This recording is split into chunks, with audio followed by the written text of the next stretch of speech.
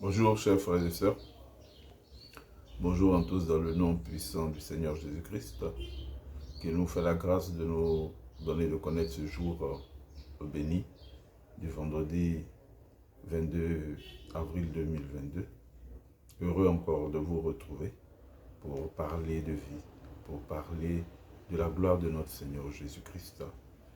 Aujourd'hui nous allons parler d'un thème aussi intéressant. Retour de Galilée. Oui, retour de Galilée, pourquoi? Parce que nous avons traversé cette fête. Nous avons pris le temps du carême, nous l'avons vécu, nous avons pris nos résolutions, nous avons pris toutes les dispositions pour que cela se passe bien. Nous sommes rentrés dans la Pâque, dans la résurrection, et nous avons pris, où le Seigneur a pris rendez-vous avec nous à Galilée.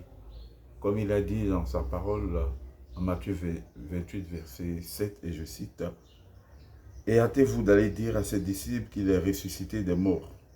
Voici qu'il va se mettre à votre tête en Galilée.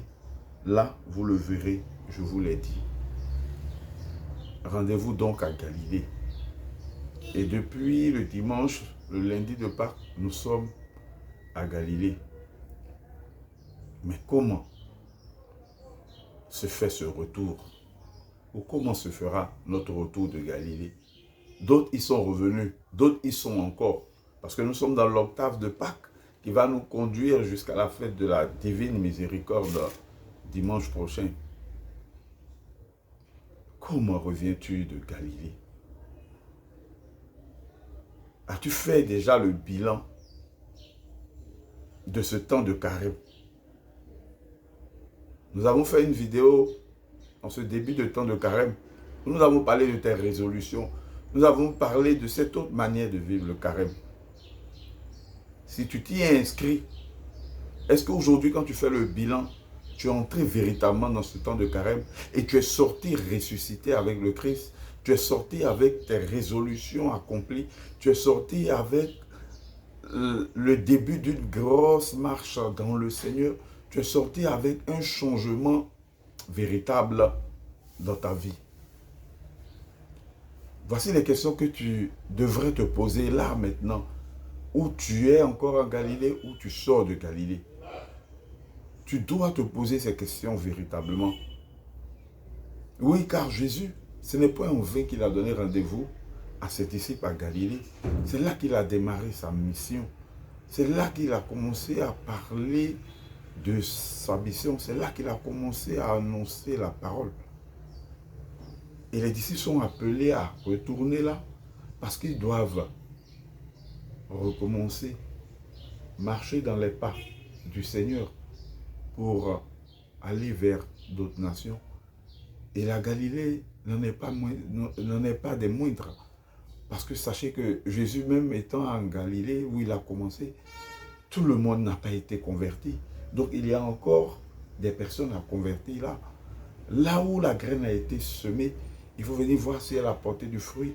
Et il faut en semer davantage, il faut arroser la graine.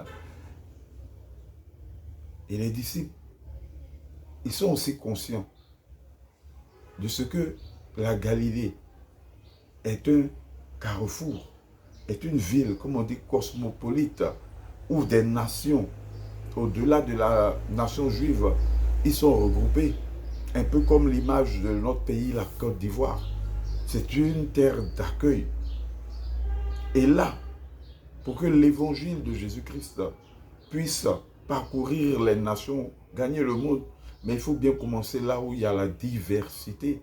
Ce n'est pas en vain que notre pays, la Côte d'Ivoire, est une plaque tournante de la spiritualité.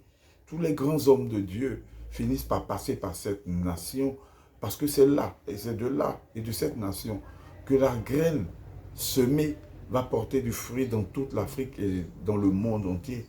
Ça, il ne faudrait pas en douter, il ne faudrait pas l'ignorer. C'est pourquoi les gens qui s'offusquent de ce que la religion est partout prônée, les églises s'installent un peu partout, mais devront se remettre en cause, devraient se remettre en cause parce que ils ne rentrent pas dans la vision de Dieu. C'est pas la Côte d'Ivoire que l'Afrique sera touchée par cette évangélisation. Ce n'est point en vain que vous voyez les gens prêcher dans la rue. Moi, je suis catholique. C'est vrai que nous n'avons pas, dans l'église catholique, cette habitude de prêcher comme ça dans la rue. Mais le Seigneur a dit dans sa parole que celui qui n'est pas contre nous est avec nous. Mais tout ça là, c'est la graine qui est en train d'être semée à chacun d'entrer dans le plan de Dieu.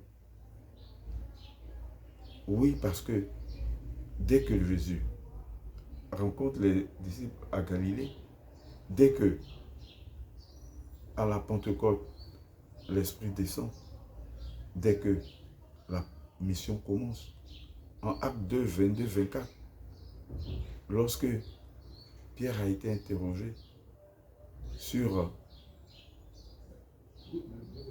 ce pourquoi il prêchait la parole,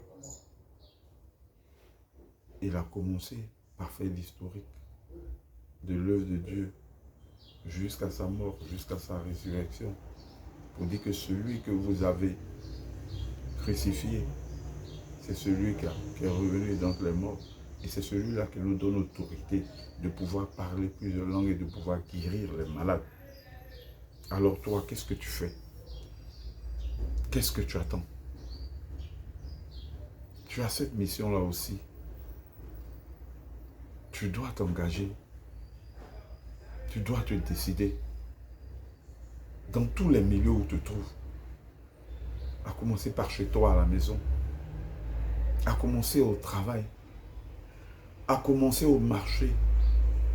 À commencer dans la rue. Par tes paroles.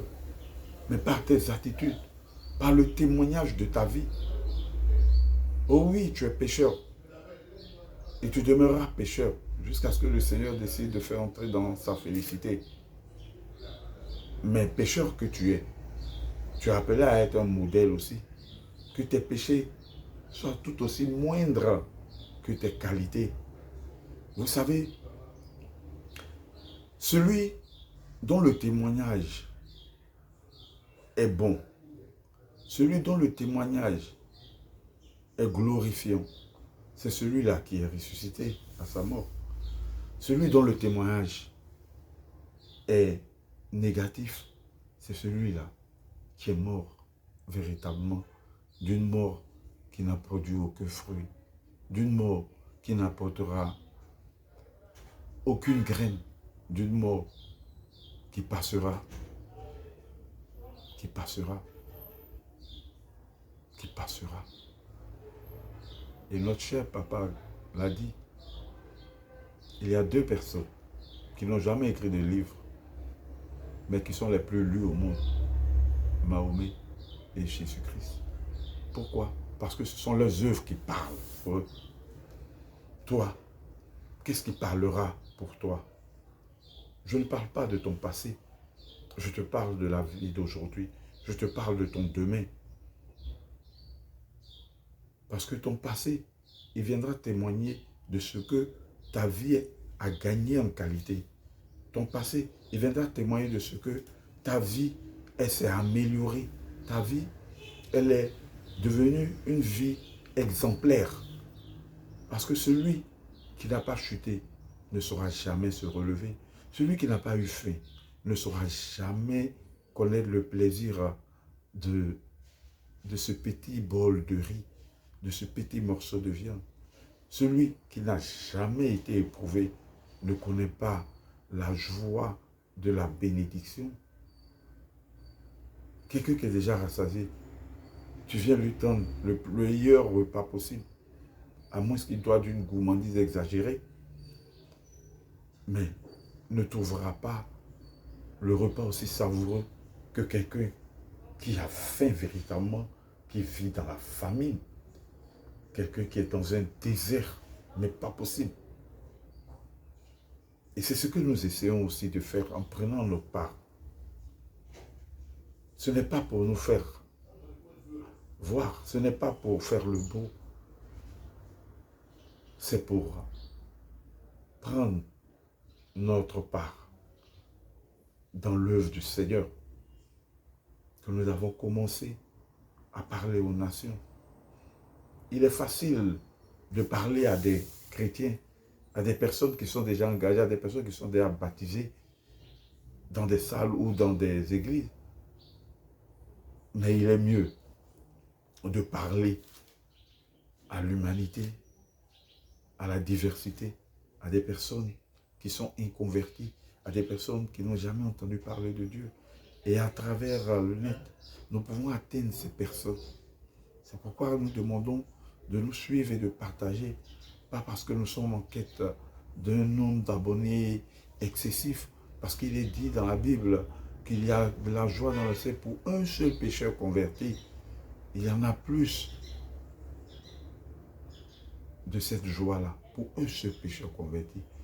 Et chaque vendredi, nous nous tenons devant vous. Nous entrons dans vos foyers, nous entrons dans vos bureaux, nous entrons dans votre milieu de vie pour ne serait-ce que gagner un seul converti.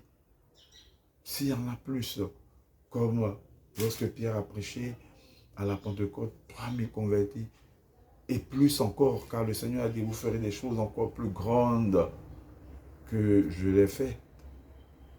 Alors, frères et sœurs, le moment est venu de te lever, de retour de Galilée, de commencer à entrer dans ta mission, de commencer à parler, porter la parole de Dieu, de commencer à porter l'évangélisation, de commencer à annoncer la parole de vie. Rejoins-nous et ensemble, parlons de la vie qui vient de Dieu, la vie qui vient de Christ, la vie qui apporte apaisement, soulagement, la vie qui est bénédiction, la vie qui est prospérité, la vie qui est lumière, la vie qui est éternelle. Que le Seigneur vous bénisse encore et que vos vies s'améliorent et que votre engagement soit des plus concrets et déterminés. Ensemble, labourons le champ du Seigneur. Travaillons en sa vie pour que des âmes soient gagnées et sauvées.